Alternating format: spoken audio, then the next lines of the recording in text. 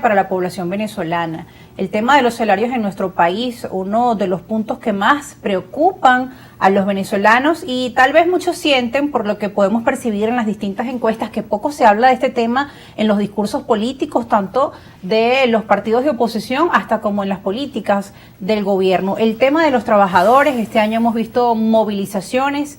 A mediados de este año, el tema del instructivo de ONAPRE tomó mucha fuerza en los medios de comunicación. Y bueno, también todos estos diálogos tripartitos, el tema de la visita de la OIT. Sin embargo, a pesar de todos estos esfuerzos y de estas mesas de diálogo que se entablaron en nuestro país, el salario sigue siendo la principal preocupación de los trabajadores en Venezuela. Sí, mira, gracias por la invitación a tu programa, es un honor estar acá. La situación es muy preocupante. Lamentablemente los aumentos que se han dado el 15 de marzo de este año han sido licuados por una devaluación de la moneda muy fuerte y por incrementos de los precios muy elevados.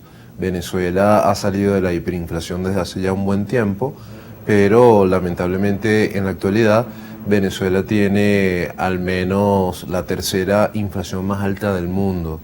Entonces, una inflación tan alta que puede llegar a 150, 160%, dependiendo de cómo cierre este año, destruye el poder adquisitivo de la clase trabajadora e impide que pueda comprar los bienes y servicios que necesita. Bueno, en tu más reciente estudio, publicado en Provea y en algunos medios de comunicación, pues haces un análisis de cómo ha sido el tema salarial en los últimos años en nuestro país. No solo durante la época de la Revolución Bolivariana, sino incluso antes, esos altibajos. De hecho, vamos a pedir a nuestro equipo de producción que nos coloque una de las gráficas que está en ese informe titulado Hiperinflación y escasez de dinero. Bien, vamos a verlo de inmediato. En ese gráfico que estamos observando en pantalla nos habla del ingreso mínimo legal. Si nos lo pueden poner aquí abajo, aquí lo tenemos, Manuel, para mejor, que sí. Podamos mostrar la gráfica que nos has traído para compartir, que está presente en ese informe de Provea, que está en los medios de comunicación y también se puede encontrar en internet. Ingreso mínimo legal real con base al IPC, por favor, para que nos expliques sobre este gráfico que nos has traído. Sí, bueno, el trabajo se trató fundamentalmente de evaluar los derechos económicos y sociales, los DESC, agregado con culturales, de la población venezolana, fundamentalmente de la clase trabajadora. Ahí se hicieron varias estimaciones sobre el salario. Sí. Salario en divisas, salario al INPC, salario al IPC, que es este que tenemos acá de la zona metropolitana, salario en divisas reales, salario en divisas nominales. Este gráfico básicamente nos explica la caída muy fuerte que experimenta el salario a partir de 2016, viendo la canasta de precios de la zona metropolitana del país. Entonces, claro, de un índice que llegó a ser 11.005, más o menos, bajó terriblemente a 2.800 en ese cálculo del salario. Eso implica una caída del 78-80% salarial, que es una caída muy drástica, caída que de alguna manera mejoró para septiembre de 2022, cuando que vemos este pequeño repunte, pero ¿qué significa este repunte en medio de la inflación que tú nos comentas? Este repunte se debe a que el 15 de marzo de 2022, este año, hubo un incremento de 1.700% del salario. Y la inflación ha sido mucho más baja que en años anteriores. Entonces, por supuesto, hay un repunte muy importante, pero si vemos el gráfico, aún insuficiente. Claro, y para diciembre de 2021 prácticamente el salario llegó a cero.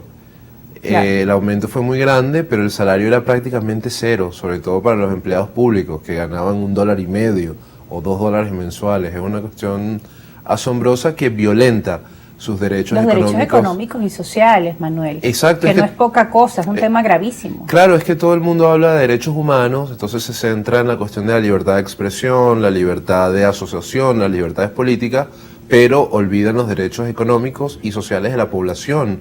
El Estado está obligado a ofrecer condiciones seguras y garantías para que las personas puedan desarrollarse, puedan trabajar, puedan vender su fuerza de trabajo, puedan emprender, puedan producir y puedan vivir con el fruto de su esfuerzo. Y dentro de nuestra Constitución se establece que al menos debería cubrir la canasta básica y estamos muy lejos de que el salario mínimo todavía pueda cubrir medianamente cerca esa canasta que además todo el tiempo está aumentando y en dólares. Claro, de hecho los cálculos que se tienen es que la canasta alimentaria normativa, la más pequeña, para 5 personas está alrededor de los $500 y el salario mínimo está alrededor de los 20, si unimos el Cesta Ticket o el bono de alimentación. Eso quiere decir que más o menos el 90-95% de la canasta no se puede cubrir y que el salario mínimo debería ser al menos 20 veces más alto de lo que debería. Sin contar con el tema de la educación de nuestros hijos, entre otros aspectos como la salud, que ya muchos trabajadores no lo tienen garantizado, y con el tema de la seguridad social, cuando vamos a un hospital sabemos que la situación no es la mejor, que nos mandan a comprar todas las medicinas, exacto. Los estudios hay que hacerlos aparte porque a veces eso también no va existen allí. En los hospitales, te mandan Claro. a hacer una resonancia magnética y no se puede hacer en el hospital y cuesta $200, $300. Una pequeña emergencia de salud puede destruir una familia. Claro. Tienen que vender el vehículo, tienen que vender muebles. Bueno, para y hemos cosas visto todas pequeñas. estas campañas en redes sociales tratando de hacer GoFundMe. colectas para poder Claro. sortear el tema de sus estudios, de los vergonzoso. exámenes. Es muy lamentable. Exactamente. Ahora, hemos atravesado en nuestro país diferentes circunstancias y en esa gráfica, bueno, en la última pareciera que podría haber una tendencia a la recuperación del salario. Es muy tímido, sin embargo se muestra mejor que los últimos años. Pero es posible la recuperación del salario y cómo, ¿no?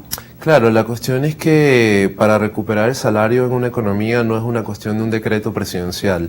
El salario es una cuestión mucho más compleja. Claro. Depende de la producción y depende de la productividad. Pero para que haya un aumento de la producción y de la productividad, tiene que necesariamente haber condiciones para mejorar las capacidades industriales, y para ello tienen que haber inversiones.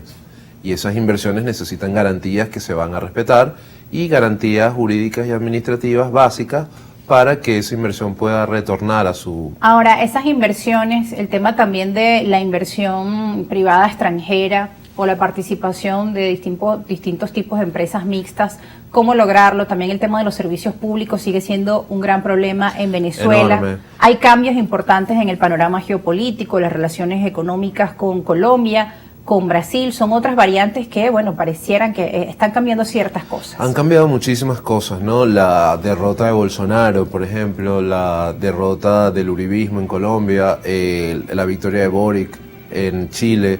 Hay un escenario interesante y cambios geopolíticos muy importantes, incluso la victoria de los demócratas en el Senado, Sí.